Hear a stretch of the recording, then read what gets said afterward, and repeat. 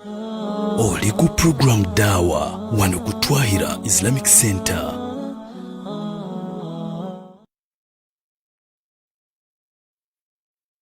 Is a religious organization aimed at spreading Islam across the world. We offer the best Islamic courses online like the Holy Quran, Yasarna, Tajweed, Arabic language, Tafsir al-Quran, and many more. Twahira Islamic Center gives free trial lessons, no age limit, and it's a one-to-one interaction on WhatsApp, Zoom, and other social media platforms. Our teachers are qualified and highly professional. The fees is affordable. For more information, call 0708-384604. Twahira Islamic Center Online School. Learning made easier. Oli ku program Dawa wano ku Twahira Islamic Center. نعم. أعوذ بالله من الشيطان الرجيم. بسم الله الرحمن الرحيم. الحمد لله رب العالمين والصلاة والسلام على رسول الله صلى الله عليه وسلم وعلى آله وأصحابه ومن سار على نهجه إلى يوم الدين ثم أما بعد. قال الله سبحانه وتعالى: يا أيها الذين آمنوا اتقوا الله حق تقاته ولا تموتن إلا وأنتم مسلمون.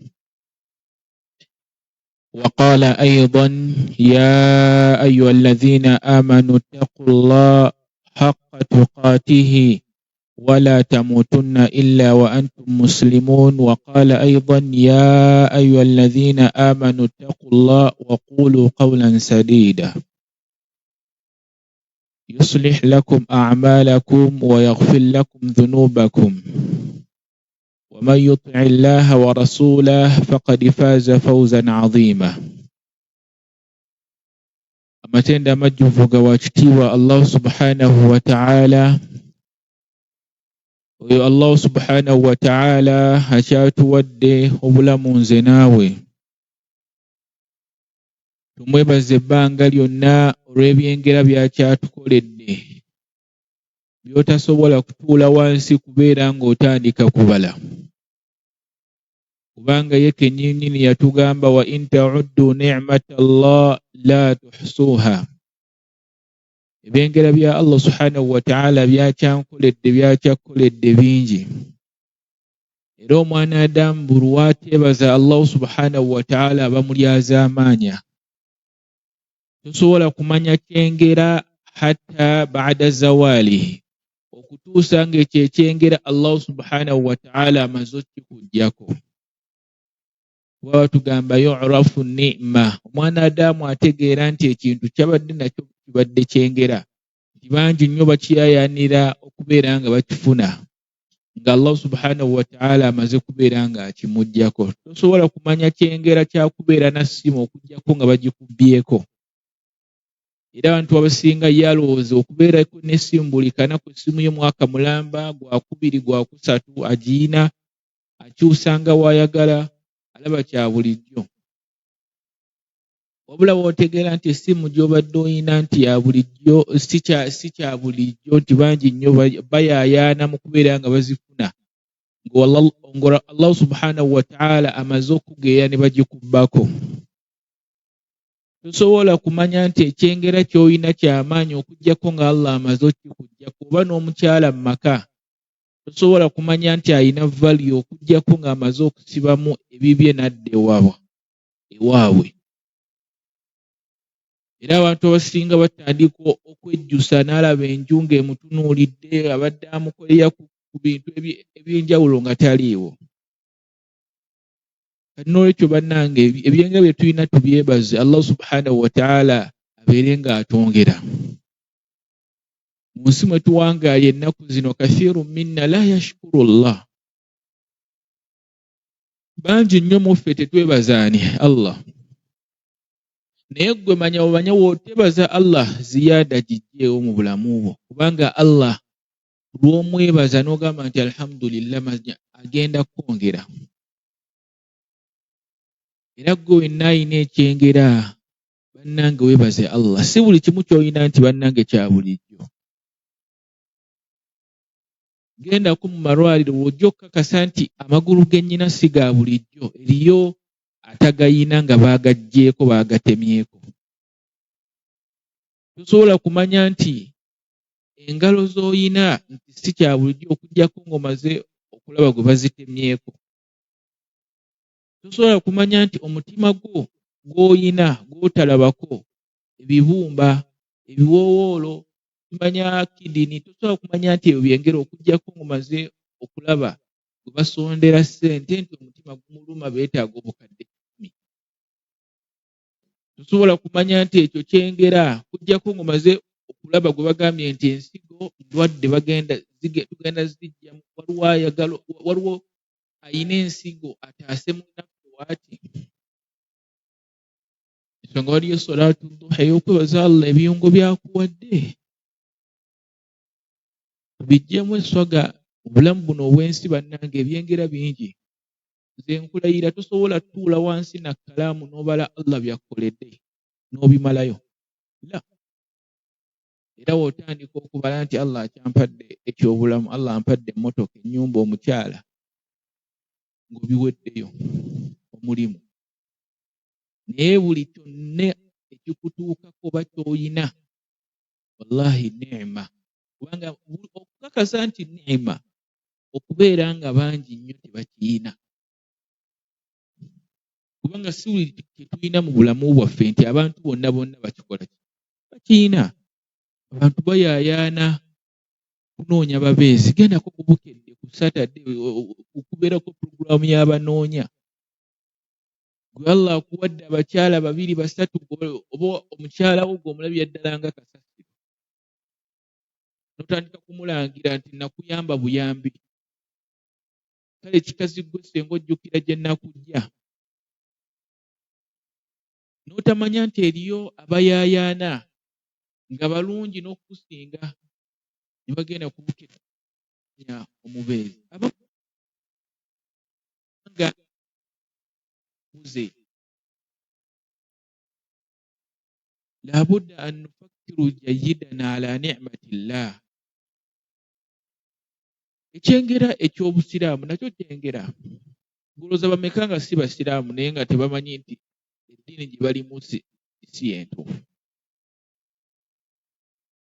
Gwe okanya kwogera nti nze taatange musiraamu, mamange musiraamu, abaana bange basiraamu, nze abantu bonna bempangayo basiraamu, n'otamanya nti eriyo omwana Adamu nga ye si musiraamu. Kubanga n'ekyengera ekyokubeera ng'oli musiraamu nakyo kyengera.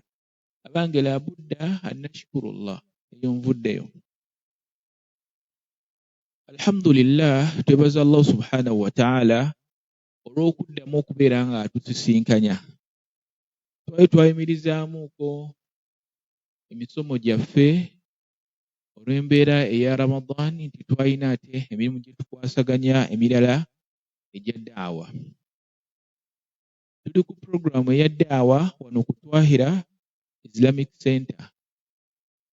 Puroguramu eno mubeeramu emisomo egy'enjawulo egy'abasheekhu ab'enjawulo.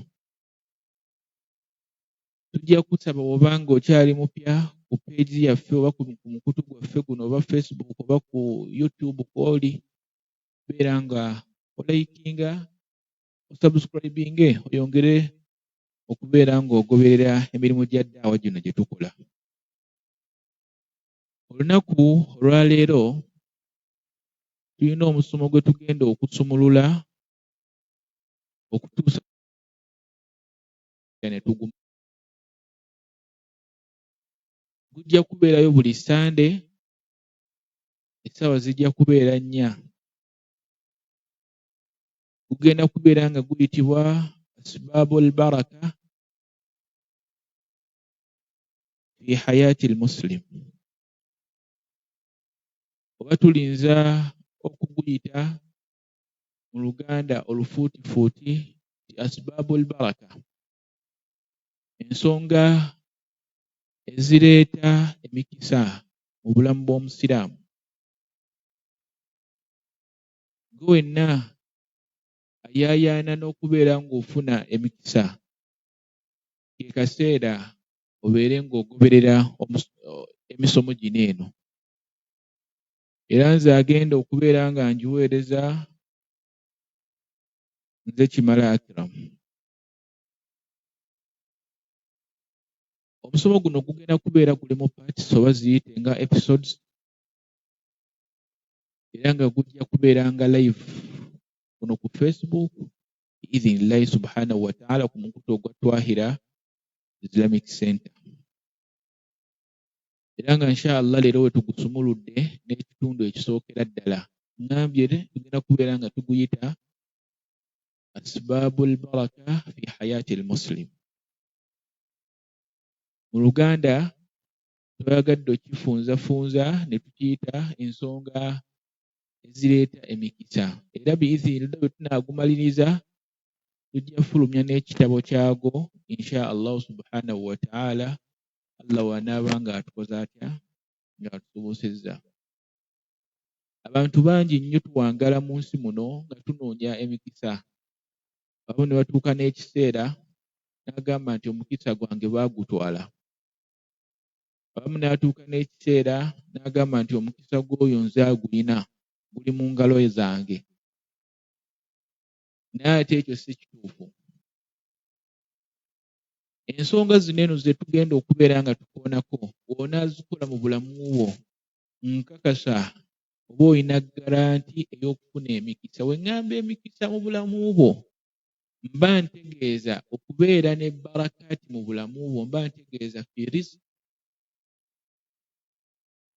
mu ssente, mba ntegeeza baraka mu bantu bo b'owangaaliramu, mba ntegeeza baraka muno mu nsi n'ebintu byonna byonna by'okwatako nga gwe bibeeramu barakaati. Si buli mwanadamu alina nti barakaati, la, si buli omu aziyina. Eri abanadamu nga ye wajja ewantu ebizibu tebiggwaawo. Naye ate gwe wenna alina embeera ezifaanaganako ezityo, gwe weekwate ku bintu bino bye tugenda okubeera nga tukoonako. Kubanga abantu basinga tuli mu dduniya nga tetwefiirayo. Okola bukozi nagalala, okola kiri. Ebintu by'okola naye tobimanyi.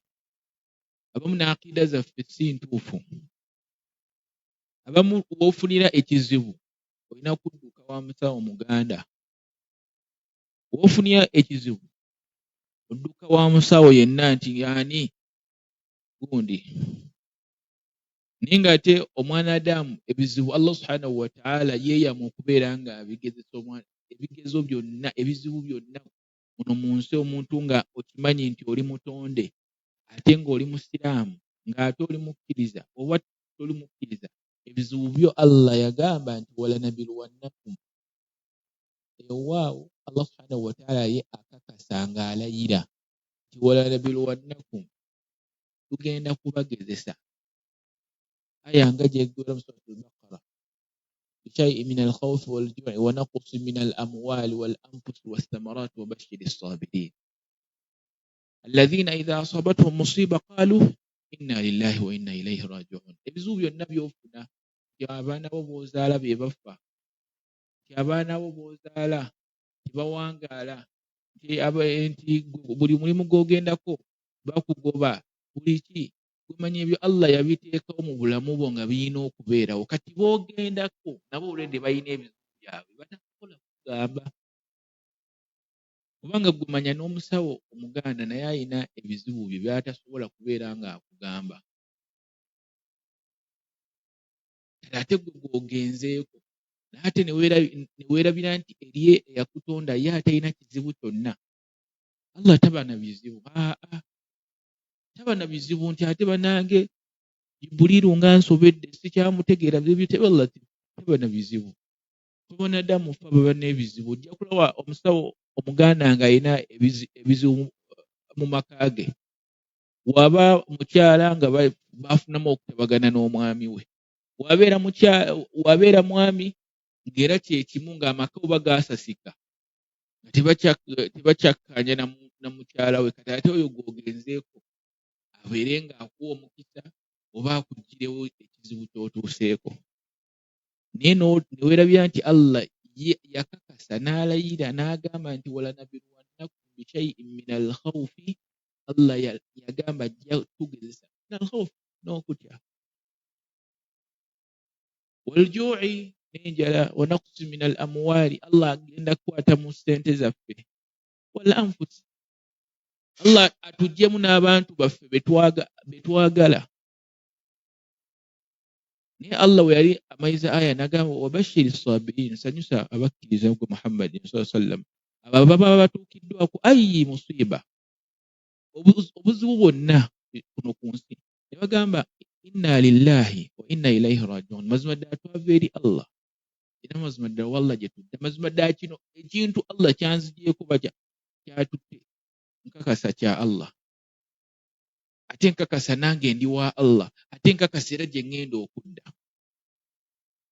Twali mu kaseera aka korona, lwaki abasawo Abaganda tebajjawo kirwadde? Naye bonna baali basirise, nga bonna bababuuzwa omuggalo tuguvaamu ddi, nga tebaavaayo ne balagula. Kati abo betugendamu nti tunoonya emikisa, naye ng'ate Allah ye gy'ali eri mu comfort zone ze atudde. Kati gwe wenna yagala barakaati fi hayatik, emikisa mu bulamu bwo, abanga ogenda kwettanira ebintu bino wammanga. Awwalan, ekisookera ddala mu nsonga ezigenda okuleeta emikisa mu bulamu bwo, taqwa Allah. Eyo ensonga nno nkulu, okubeera ng'otya Allah n'okubeera ng'omwesigamira. Era okumanya okutya Allah kwalaga wala. Allah subhanahu wa ta'ala mu Qur'an yatugamba mu suratu Talaq, n'agamba waman yattaqillah yaj'al lahu makhraja wa yarzuqhu min haythu la yahtasib waman yatawakkal 'ala Allah fahuwa hasbuh. La ilaha illa Allah. Allah yatugamba waman yattaqillah, oyo yenna atya Allah subhanahu wa ta'ala. Bwe ngamba okutya Allah sitegeeza kumwekweka. Okutya Allah kugazi. Okutya Allah tekulinga nga w'onaatya mukamaawo gw'olina ku mulimu akozesa. Okutya Allah tekulinga nga w'onaatya balo nti bba wange mmutya. Okutya Allah tekulinga nga w'onaatya abasirikale, nga w'onaatya ekitonde kyonna, siwe kutyo bwe kuli. Okutya Allah kuba kukola biki by'aba akugambye, byonna by'aba yakulagira n'okumwesigamira. Allah muzimu ku waad, endagaano eziri mu Qur'an, ng'atajjukiramu Allah kennyini yatugamba inna wa'da Allahi haqq. Endagaano ya Allah yonna gy'aba yatugamba eba ya mazima, lazim eba ya mazima. Muzimu ku ndagaano Allah ze yateeka mu Qur'an, yatugamba waman yattaqillah, omwana Adamu yenna atya Allah subhanahu wa ta'ala, yaj'al lahu makhraja, Allah amuteerawo obufulumiro fi kulli hal, fi kulli dinqi la budda an takuna fihi makhraja. Mu dinqi, mu kanyigo konna k'oba olimu ng'otidde Allah subhanahu wa ta'ala, mubeeramu makhraja, obufulumiro.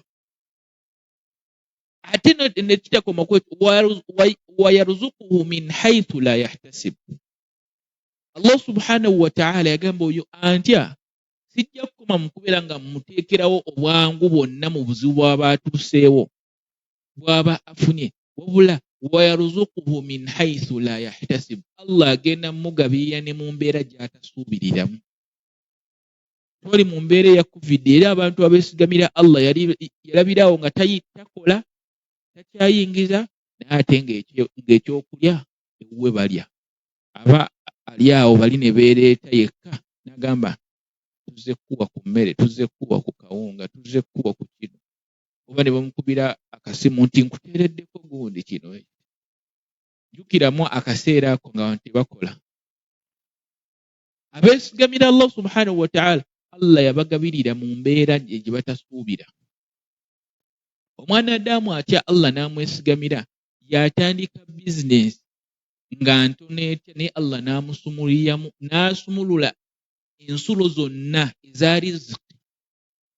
Omuntu atya Allah kyonna kyakwatako yadde nga kyalema bangi kibeeramu barakaati.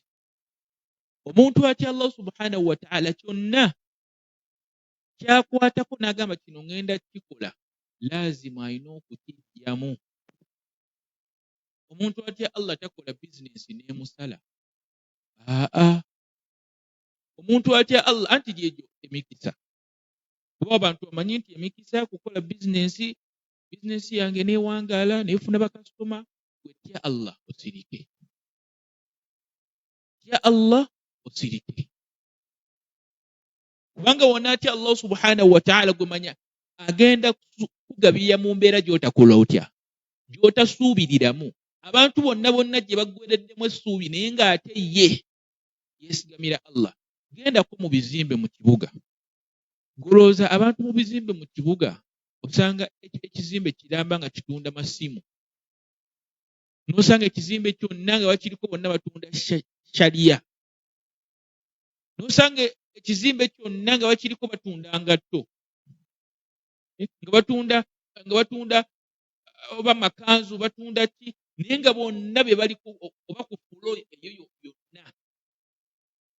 Ngendako mu kibuga gw'ojja laba nga fulo namba yonna eriko bangatto, fulo namba yonna eriko batunda nankani z'abakyala, eriko fulo yonna eriko batunda masimu. Naye weebuuze ng'ate nno maadhalika kwebali naye nga bannyini maduuka ago abamu beevuga basuula mu mayumba gaabwe naye nga buli kanaku ajja n'agamba nti nakoze obukadde 10 wano. Ate nga bonna oluusi bakola. Naye ate ffe mu mbeera gye tulimu ey'edduniya eno tulina okumanya nti tetutya Allah ate tetumwesigamira. Nti ffe mu mbeera gye tulimu olaba omuntu ng'akutaddeko ka bizinesi emabbali otandika okutya. N'ogamba ono antaddeko essomero ate nange nnyina essomero.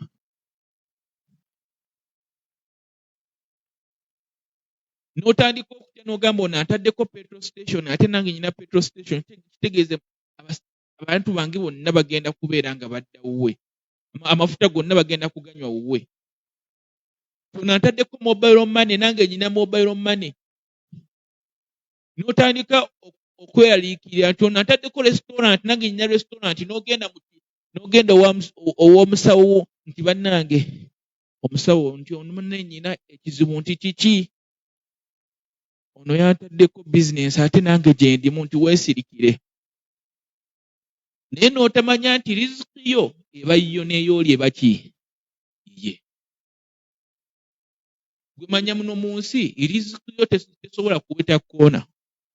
Ne woosigala kino njagala mukitegeere nti ne wookola otya okutwala riziki y'omwana Adamu tosobola gitwala. Era ebizimbe ebyo bye tulaba omwana Adamu ne waafuna edduuka nga erire lye erisooka wali ku mulyango mu kuyingira nga lye erisooka. Bakasitoma we bajja basobola okuyita koono asooka ne bagenda kwasembayo ne bamugulako naye ng'ate baayise ku mulyango nga n'ono ng'ali ku mulyango nga bye bimu by'atunda naye nga tebamukoonye nako nga tebagenze nako kubeera nga balamuza. Yoyo Allah. Riziki n'agijja wano owasooka n'agitwala owasembayo. Kino eno kye mmanyi mu njulira abakolera mu bifo eby'enjawulo mu kibuga nga bitunda ebintu nga bye bimu. Omuntu asobola okuyitako ng'otunda kyekimu n'agenda ate ku mulala naye golooza gwe aba amututteyo. Abamu bamanyi n'okubasiiya n'agamba jangu kasitoma jangu naye ng'ate ng'amuyita nga kyamuyitira ng'olwedde ono kyayagala naye ate n'atagendayo n'amaliriza n'agenda ku mulala naye ng'ate oli yamuyise n'omuyita ye n'atagendayo ate n'agenda kw'oli atamuyise. Kumbe oyo Allah subhanahu wa ta'ala yamukase n'amugamba nti gendayo. Eddunya yoyo ya Allah. N'olwekyo okwo kyendi mu kulaga nti omwanadamu ng'otidde Katonda wo Allah subhanahu wa ta'ala yaj'al lahu makhraja. Mu mbeera yenna gwe gy'otasuubiramu kugabirira mu Allah akugabiriramu. Golowooza abali mu kibuga nga batunda byebimu, golowooza bafuna batya ssente? Nga amaduuka gonna bwegendako mu kibuga ojja balaba nga bonna bataddewo obunankani bw'amasimu bonna, naate bonna bafuna. Ojja sanga nga bali balina, nawulirako incident, actually yali wano ku kaalo sijja na kukwogera. Muvubuka yali batunda chapati, bali bavubuka babiri. Mu kubeera nga bavubuka nga babiri nga batunda chapati zaabwe, abantu era bazaagala bazirya. Kumbe bagenda ow'omusawo n'abawa eddagala nti lireete bakasitoma. Bo mu kulaba kwabwe bo we baagamba. Mu kuleeta bakasitoma abantu bano eno, ne wabaawo ow'omudaala wa chapati omulala najja n'agubateekako. Kati abantu ne batuuka ekiseera nga bano balaba nti nno tetukyayingiza nnyo olw'ensonga ono yatuleetako omudaala gwe wano ogwa chapati. Sitole mu bufundafunda bano ne baddayo ow'omusawo waabwe ne bamusaba eddagala erigenda okutta oli. Ne bagamba nti twagala eddagala erigenda omutta kubanga azze okutulinnyirira mu bizinensi yaffe gye twatandika. Omusawo teyali mubi n'akola eddagala. Mu kukola eddagala wallahi lyatta bbo, oli n'asigalawo. Incidence eno aginyumya yali maama wa bano abavubuka. N'agamba abaana bange bagenze omusawo nga baagala kutta oli naye ate laba bo be bafudde. Yaliko ndowooza ne ku mawulire. Kati bannange tiweemalamu, gwesigamire Allah, osigadde sirika. Waman yatawakkala ala Allah fahuwa hasbuhu. Omwanadamu yeesigamira Allah subhanahu wa ta'ala n'amutya n'amanya nti nno byonna biri wa Allah, emikisa gye biri wa Allah. Emikisa gyaffe bannange tewali agenda kulinnya ggere mu mukisa gwo, gwebeera ne yaqiini oyo okukkiriza. Baadhu minna, obuzibu bwe tulina shakka, okubuusabuusa. Ate nga mu bimu ku biremesa edduwa z'omwanadamu okukkirizibwa mulimu okubeera ne shakka. Ensonga ki bagamba du'u Allah wa antum muqinuuna bil ijaba. Musabe Allah nga mukakasa nti Allah agenda baanukula. Gwe manya si mu kusaba Allah kokka, ne wobeera n'okubuusabuusa kwonna nti Allah alinza obutangabirira olw'okuba onazze. Allah amaliriza tagabiridde olw'ensonga Allah oyinayo endowooza. Bagamba tulongoose endowooza zaffe eri Allah. Allah yatta, ffenna tukikkiriza. Naye mu kutta kwa Allah lw'olowooza nti ogenda kubeera okkakkana era ofudde. Beera ne yakini nze ngenda kuwangaala, jalla bw'oba Allah waataakuwangaaze. Beera ne yakini nti nno nze ngenda gaggawala, ojja gaggawala. Yadde mu famire yo bonna baavu, ojja kuvaayo gwe ng'ogaggawadde. Naye wonna abeera ne yakini ng'egamba nti nze ewaffe ffenna tuli baavu, tewali yakola kino, era mumaliriza mwenna we muli. Olw'ensonga weetaddemu kiri eri, toyina kukkiriza mu mutima gwo. Naye tubeere n'okukkiriza mu mitima gyaffe ng'okakasa nti Allah subhanahu wa ta'ala byonna bibye, byonna bya Allah. Ensonga lwaki omwanadamu abanga afudde tugamba inna lillahi, mazima ddala yaveri wa inna ilaihi raji'un, era wa Allah gye tudda. Kati kiki ekikweraliikiriza? Njagala okubakakasa era nga njagenda mu maaso nga nkyogera. Bannange teri agenda twala mukisa go. Omukisa go gwaguyina.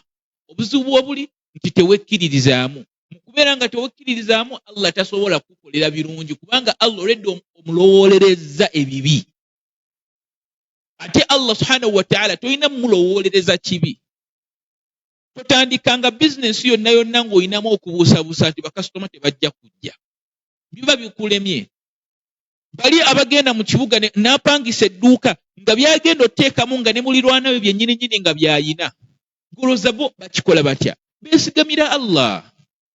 Naye bangi nnyo tulina khawufu mu mitima gyaffe okuteeka restaurant naddala abantu nga bali outside company, oteeka restaurant ku restaurant oba oli abalabira ddala nti eyo loosi naye kuba buteesigamira Allah. N'olwekyo baganda bange ab'ebitiibwa abampuliriza wano ku Twahira, njagala obbategeeza nti bannange bwe tuba twagala barakaati fi hayatina, bwe tuba twagala emikisa mu bulamu bwaffe, labudda antattaqullah, tutye Allah ate tumwesigamire. Bwe tuba nga tusoma alhamdu mu swala zaffe, obuzibu bwe tulina nekuba nti ne bye tusoma mu swala tetubimanyi. Naye omwanadamu oba ng'osoma mu swala nuga iyyaka na'budu wa iyyaka nasta'in, gwe Allah subhanahu wa ta'ala gwe weesigamira gw'osinza, ate gw'otaddemu shakka nti tagenda kuleeta bakasitoma ng'ate already bizinesi ng'ogitaddewo. Kati ekyo kireetedde bangi nnyo okgenda mu gye batalina kgenda. Kireetedde bangi nnyo okgenda mu shiriki, naye ng'okgenda mu shiriki okwo kubeera nga babuusabuusa Allah subhanahu wa ta'ala by'asobola kubeera ng'akola atya kubakolera. Naye njagala mumpulirize mwenna, tewali agenda twala riziki yo. Abantu bali mu duniya nti tugeze ofiisi, tugeze nti nno z'abalamazi batwala bantu bweru.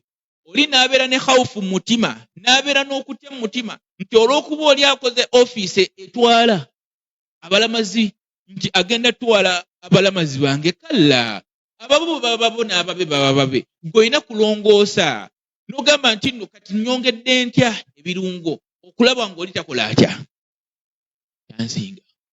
N'olwekyo ensonga eyo tugitwale nga nsonga ki? Nga nsonga nkulu. Ensonga eddako, muzimu ku nsonga ezireeta emikisa mu bulamu bw'omwana Adamu, as-salaatu fi waqtiha. Ensonga eyo nno nkulu, as-sala. Tuli mu bulamu ennaku zino kathirun minna nga la yusalli, tetusaala. Naye wallahi njagala okikakase okuva n'olwaleero, w'oba oyagala emikisa mu bulamu bwo, teeka esswala okubeera nga yeemu, nga kyekimu ku bintu by'olina okukola on a daily basis. Oba mwami, w'oba mukyala, Allah subhanahu wa ta'ala ayina we yakuweera udhur, okusonyiibwa nga togenda kusaala, naye yakuwa waqtul muaddada, ennaku ntono, naye ate basinga omaliriza weebuzabuziza. Naye njagala nkugambye, as-salah miftahul baraka. Esswala kyekimu ku bisumuluzo by'emikisa. Ne w'oba bize otya, lwana nnyo okulaba ng'esswala ogiteeka muzimu ku bintu by'olina okukola. Naddala esswala ezatukakatibwako nti subuhi, dhuhuri, asri, maghribi, isha, okulaba ng'ozisaala. Mahma kaana mashghulan, ne w'oba obadde bize otya, teeka esswala nga ze zimu ku bintu by'olina okukola. Bantu bangi nnyo babeera mu bizinesi, ng'olw'okuba ali bize nnyo bakasitoma bamusazeeko, n'abeera ku bakasitoma neerabira nti esswala etuuse. Naye gendako mu nsi z'Abawarabu, naddala Saudi, ne w'oba sigendangako Saudi wabula ku story z'empulyayo ku bantu abaliyo nti Omuwarabu naddala ku haramu awo, Omuwarabu waaba akuguza ne baaziina naddala nga bakimya esswala, ne w'oba obadde ng'omusasudde ssente, imma asobola ozikuddiza n'agamba nninda nsooke mmale okusaala, imma n'agamba katumayize okusaala zijje nkuguze. Naye kati wanene mu Uganda bameka abakisobola okukikola? Twefuula bize. Kati oluvannyuma oluvaawo Allah n'akwatamu katono, kubanga Allah okulaga ku buyinza bwe teyeemalaayo. Allah teyeemalaayo, akwatamu katono, n'akwatamu bakasitoma, n'amyulamu bimyuzi waati. Kati gwe n'olaajana n'okuba enduulu n'ogamba ki ate kati ani andoga, kumbe gwe butasaala abo bwe buleetedde okubeera nga Allah ng'akwatamu waati.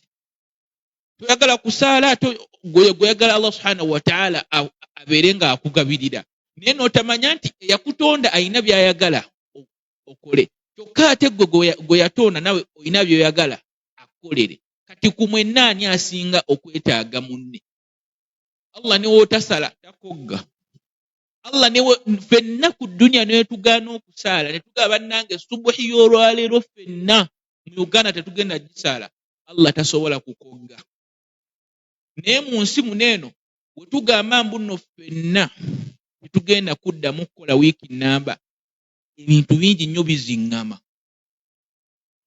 just ne oluba lunaku lumu ebintu byonna biziŋŋama bizinensi zitandika okujjamu okutataagana nti abasuubuzi bonna beedimye tebagenda kuddamu kukola mabegakawo abatakisi beekalakaasaako naye walaba abantu nga bayaayaana tebalina ntambula tegeera ne bayaayaana naye Allah subhanahu wa ta'ala ne weemukwatamu mutya ne mugamba essola ya leero katugikwatemu tetugenda gisaala wallahi Allah takogga takola ki asigala nga waaki kati essola eyamba ggwe eyamba nze lwogaana okusaala suubira okubeera nga ebizibu bye bingi okusinga emirembe mu bulamu bwo n'emikisa nkiddamu lwogaana okusaala suubira ebizibu okubeera nga bye bingi mu bulamu bwo nti ki amabanja mangi nti kiki nti renti bangobye landlord nti kiki akasente keekuttemu nti kiki mama w'abaana atuuza tebagenda kumulongoosa ati kiki ate gundi muganda wange nti mulwadde ali lusimanya bunankani ali ku ndiri nti kiki mama wange afa kiki kugaana kusaala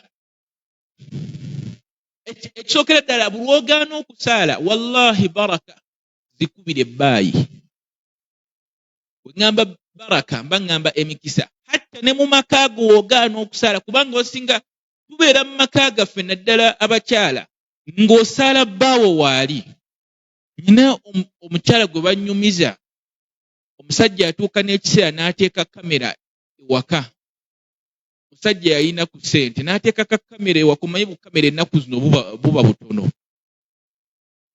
omukyala we yalinamu shakka kuba oluusi osobola okubeera n'obaamu n'okubuusabuusa nga waatuuka alaba omukyala ayaze omukeeka n'agamba omukyala nga wasadde ganga alinamu okubuusabuusa kyeyakola teyakaayana ne bamuzigira kakamera n'akateeka mu maka bwe yakateeka mu maka wallahi ekyamujjanga enviiri ku mutwe nga bulwakuba eŋŋombe n'ayingira mu ewaka omukyala ng'apakuka ng'ayalawo omukeeka ng'atuula ng'alaga nti nno nva kusaala nti oba olwedde nasadde dda naye ng'ate ekyo tekirina kye kigasa weekwenyakwenya wekka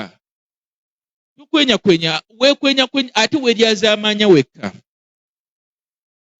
oluusi ggojja gaana okusaala naye ng'obutasaalako bugenda kukosa n'enfuna ya bbaawo nga bugenda kukosa n'enfuna y'omu maka gammwe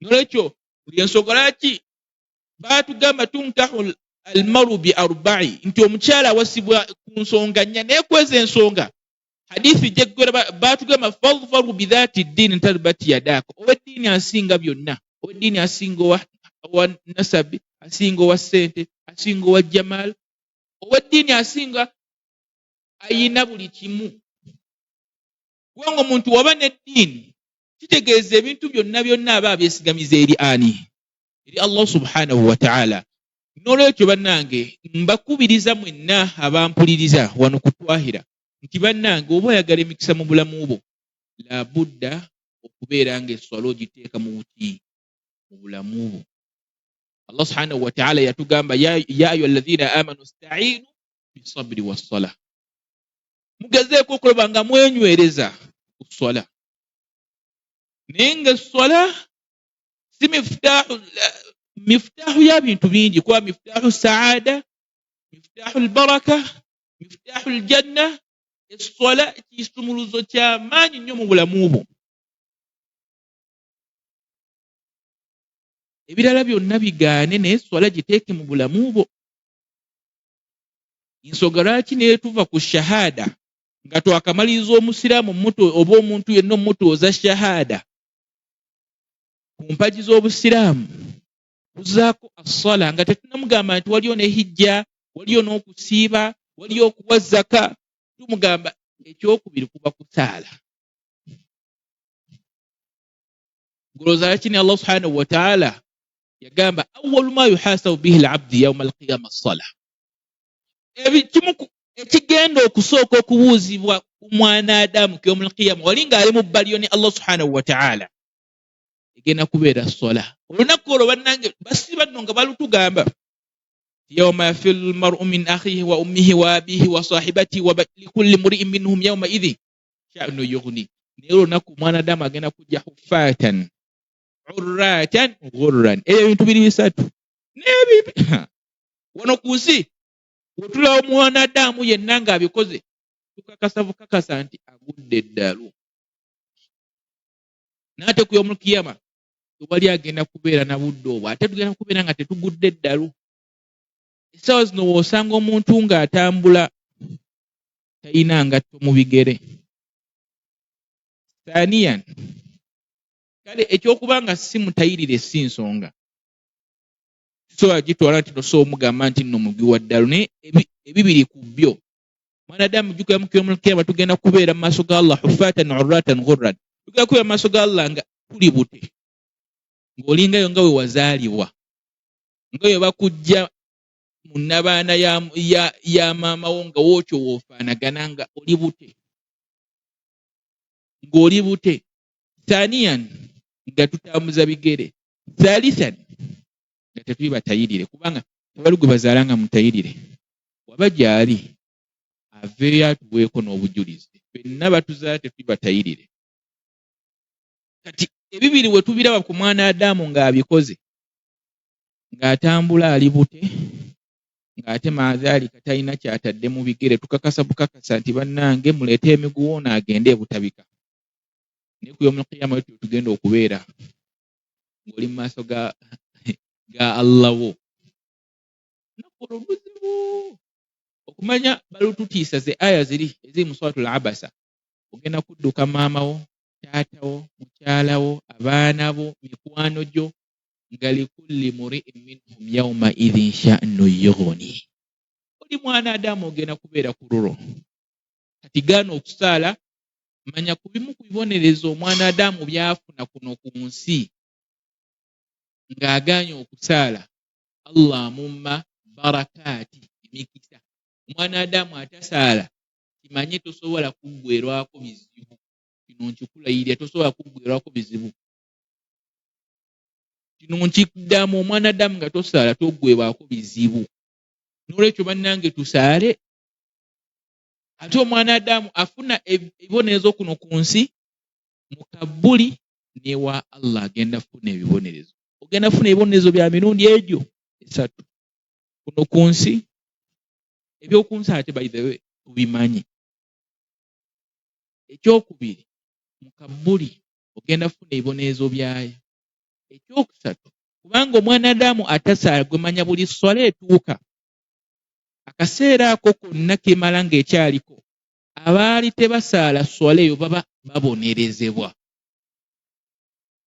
Kati gwe manya tugeze dhuhuri etandika ku 7 mpaka nga ku 9 wahaaga mu Uganda time, gwe manya akaseera ako okuva ku 7 mpaka abaali tebasaala baba babonerezebwa.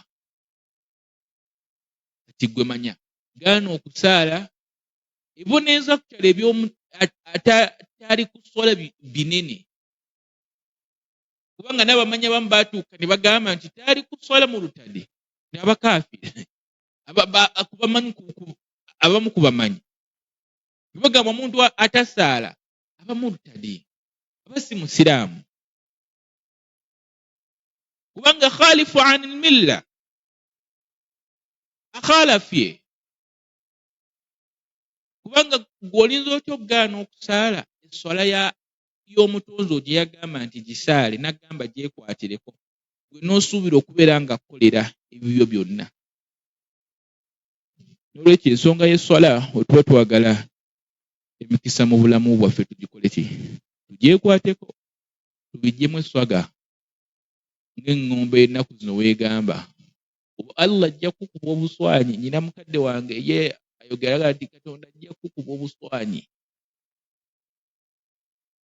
Tegeera. Nolwekyo bannange tusaale. Naakayogera ensonga bbiri. Ensonga esooka nagambye okutya Allah. Ensonga ey'okubiri ngambye okusaala. As-sala. Naddala fi waqtiha mu budde bwaki? Bwazo. Thalithan, ekyokusatu. Al-istighfar. Istighfar kintu kinene naye omwanadamu akibuusa nnyo amaaso naye gwe manya Allah subhanahu wa ta'ala la yuhramu Allah asobola okumma riziki li dhambin yusibu, olw'ezzambi ly'oba okoze. Olw'ezzambi ly'oba okoze Allah n'akumma riziki n'akumma barakaatu olw'ezzambi. Kati ekijjawo ezzambi oba amazambi ge tukola mulimu al-istighfar. Ngamba al-istighfar bangamba astaghfirullah. Okukakasa Allah subhanahu wa ta'ala yagamba mu surati Nuh aya basi video ya 10 mpaka aya nga ya 12 surati Nuh. Aga faqultu astaghfiru rabbakum innahu kana ghaffara yursilu as-samaa alaykum midrara wa yumdidukum bi amwal wa banin wa yaj'al lakum jannat wa mpaka aya jegwera.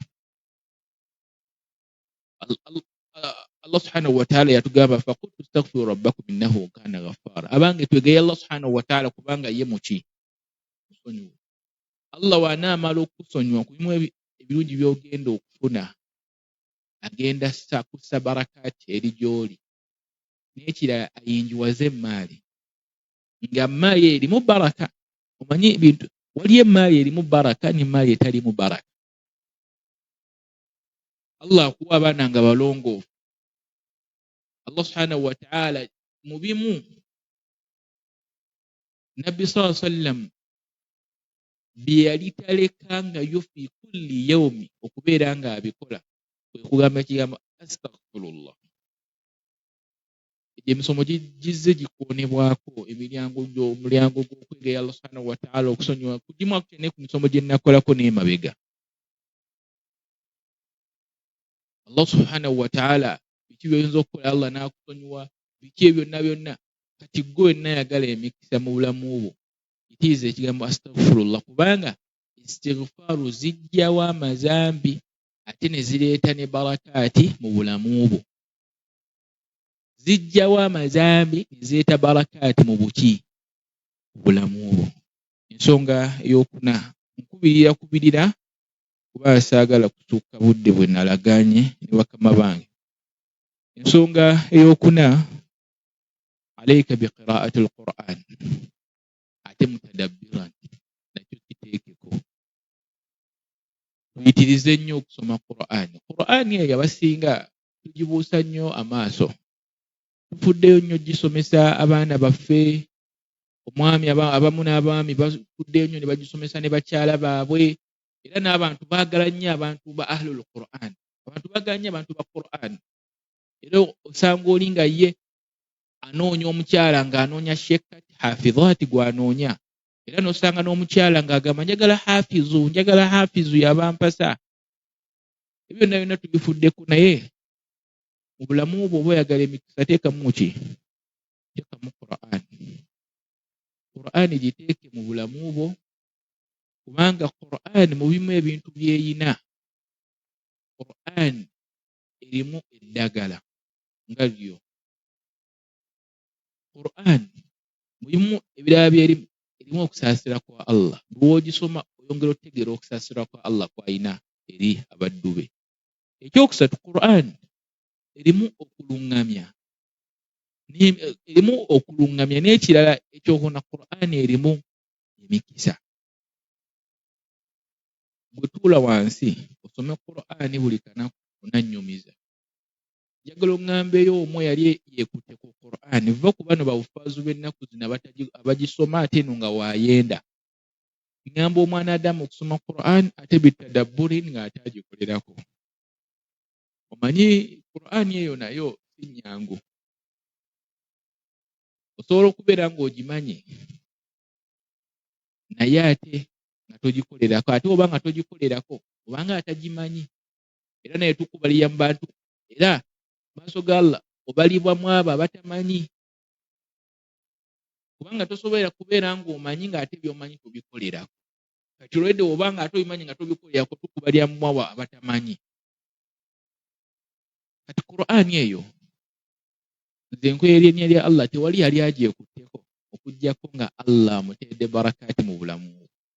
Tewali yali yeekutte ku Qur'an n'asigala nga mwavu. Bw'oba oŋŋamba munnange ono yeekutte ku Qur'an naye mwavu, nja kukugamba waba mwavu, tuula wansi okole research olabe ku biki byakola. Kubanga omuntu asobola okwekwata ku Qur'an ate wamaliza eno okwefuula agisoma eri ng'akola birala. Kubanga eŋŋamba okwekwata ku Qur'an mba ntegeeza buli kirimu ng'okikolerako. Nti Allah yagaana obwenzi toyenda, Allah yagaana obubbi tobba, Allah yagaana okulimba tolimba, Allah yagaana kino gwe tokikola, Allah yagamba kino kikole, Allah ebyo byonna gwe n'obikola n'ebyagana n'otabikola. Bwe ŋŋamba omwana Adamu yali abyekutteko ng'ali mu mbeera mbi. Abantu beekutte ku Qur'an balina ssente, Allah basitudde amadaala, Allah batadde ku levels ez'enjawulo nabo ze baali tebasuubira. Kati gwe ogaanye okwekwata ku Qur'an oyagala mikisa, oyagala barakaati. Niye bagamba Qur'an neyasawuna togimanyi. Bwe ŋŋamba okwekwata ku Qur'an bannange mba ntegeeza ogisoma gwe kennyini, vva mu kugiwuliriza yadde nakyo kirungi, vva mu kugisomesa abaana bo yadde nakyo kirungi nnyo, vva mu kubeera ng'ogiteekamu ssente yadde kirungi nnyo, ŋŋamba ogyesomera. Kubanga era ne ku Yawmul Qiyama Allah agenda kugamba iqra soma nga okola ki? Walampa ddala ku ddala nga olinnye okugenda mu ki? Kujjana. Fa inna akhiru manzilatak, woogenda okukoma ng'osoma ye jjana mwogenda okuyingira. Kati n'olwekyo byonna bigaane, naye Qur'an gisome. Byonna bigaane, Qur'an gisome, gyesomere. Kuba togimanyi bannange giyige. Amasomero mangi nnyo ennaku zino agayigiriza Qur'an. Twefuula bize ennaku zino amasomero ga online weegali gazze mayitirivu. Amasomero ga online mayitirivu, twahira weeri, amasomero n'amalala mangi weegali. Tugakozese abange tusome Qur'an. Kozesa chance gy'okyalina osome Qur'an nga gwe kennyini okyali ova ku Qur'an gye bagenda okusomera obusomezi bannange. Weesomere Qur'an. Abantu bagala ogiwuliriza n'ogamba omusomi we bannange ansomera bulungi. Bannange naye by'asoma obimanyi. Bwe bagamba nti Sheikh Sudais oba Sheikh Ani asoma bulungi, Shuraimu asoma bulungi, ne bagamba ki gy'asoma osobola ogyogera, osobola n'okubikulawo. Tunagamba omuwalimu we bannange ansomera omuswafu, bannange ansomera. Gwe waasoma omanyiiwo, by'asoma omanyi obisoma. By'asoma omanyi obisoma. Tuleke kuhayalinga bantu kujja tusomera ku Qur'an mu maka gaffe nga naye wooli. Nze nagaana simanyi okuyita omuntu mu maka gange asomere Qur'an ng'olonze ndiwa. Lwaki baba bantwalako empeera nga ndaba? Nza okuba siswa agisoma yonna buli kanaku, wabula okusomeramu agiza ez'enjawulo buli kanaku. Nabigaana, simanya mu maka g'oliyita bufaazi nze nabigaana. Olonze nga ndiwa.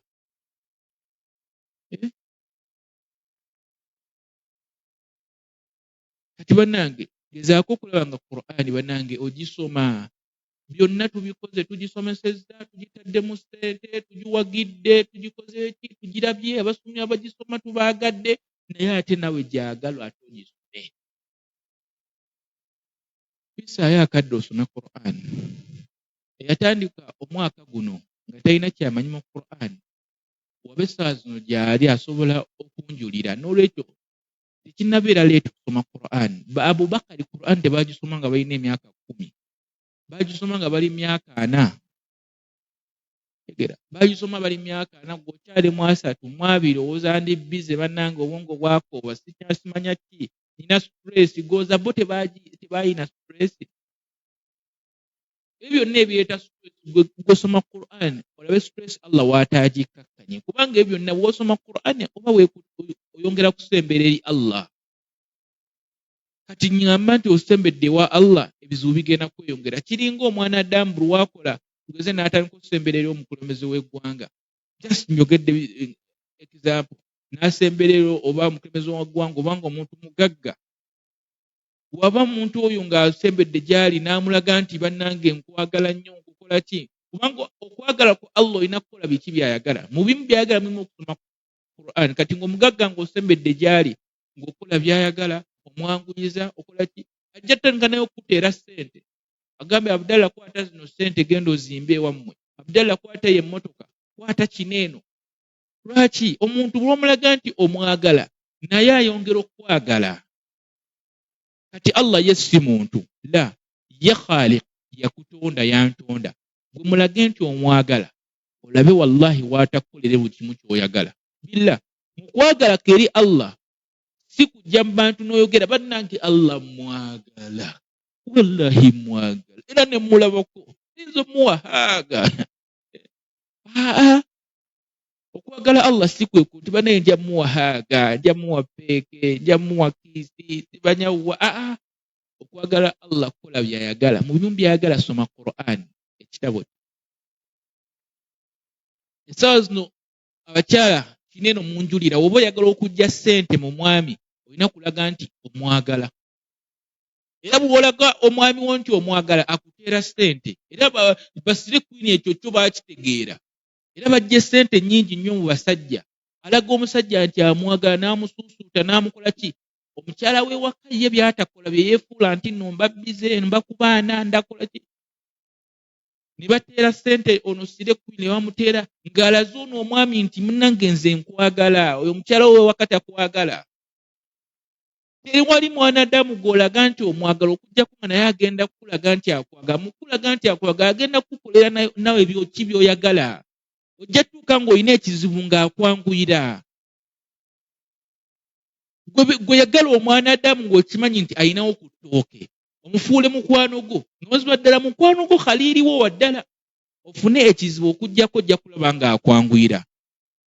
Kati Allah subhanahu wa ta'ala tumwagala, ogenda ofuna ebizibu ng'ogenda mu maaso ge, nga tonnagenda na maaso ge nga Allah yakwanguyizza dda. Abaali baagadde ku mukulembeze wa ggwanga kyemmanyi bo babifunamu. Tegeera, nze siri muntu wa byabufuzi era sibigenda nnyo, wabula kino nkireeta kubanga abasinga tukitegeera nnyo kubanga twabitegeera nnyo. N'omanya nti omukulembeze n'omwagala, n'okola ki? N'olaga nti nze mpagira ggwe. Kana bakuwadde emmotoka, bakuwadde ki?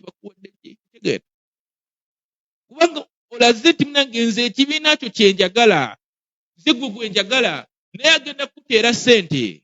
Kati ffe twagala Allah atuteere ebyobugagga, Allah akuteere barakaati mu bulamu, naye nga okusala toyagala, okusiiba toyagala, okuwazza kolabya ddala ng'ababba ssente zo, okusaddaako olabya ddala ng'ababba ssente zo, gwe nga okusoma Qur'ani tuyagala. Kati ate gw'oyagala otuuke mu maaso ga Allah, ayi Allah nyina ekizibu, ayi Allah amabanja mangi, Allah nawe akwanukule. Tajja kwanukula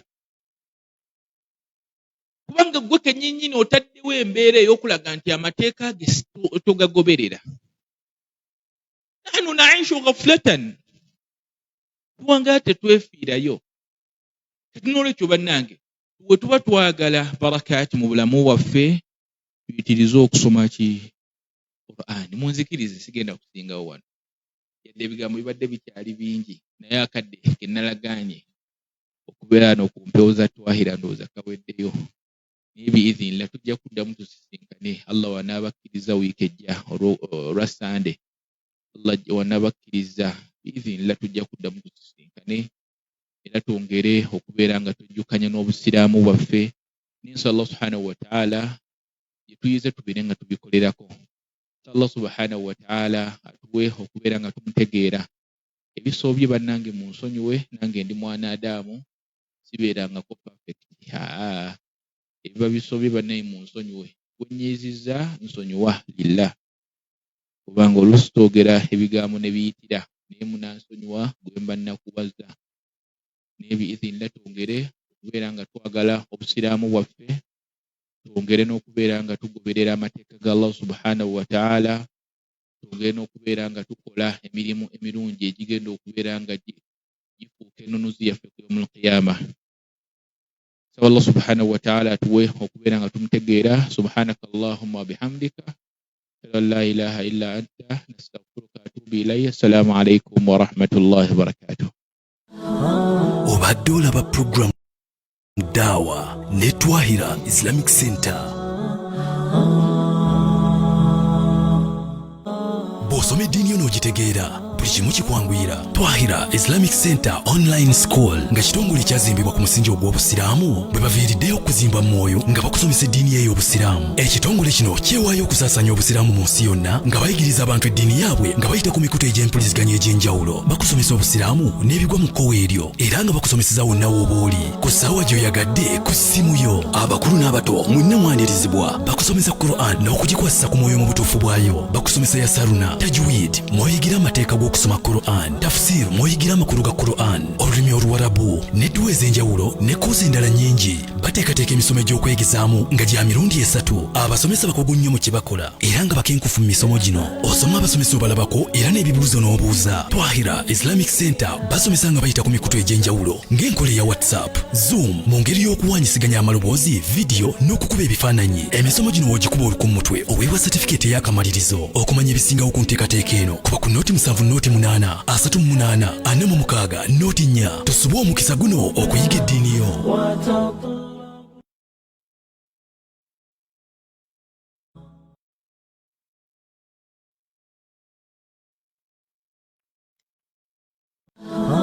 Obadde olaba program Dawa ne Twahira Islamic Center.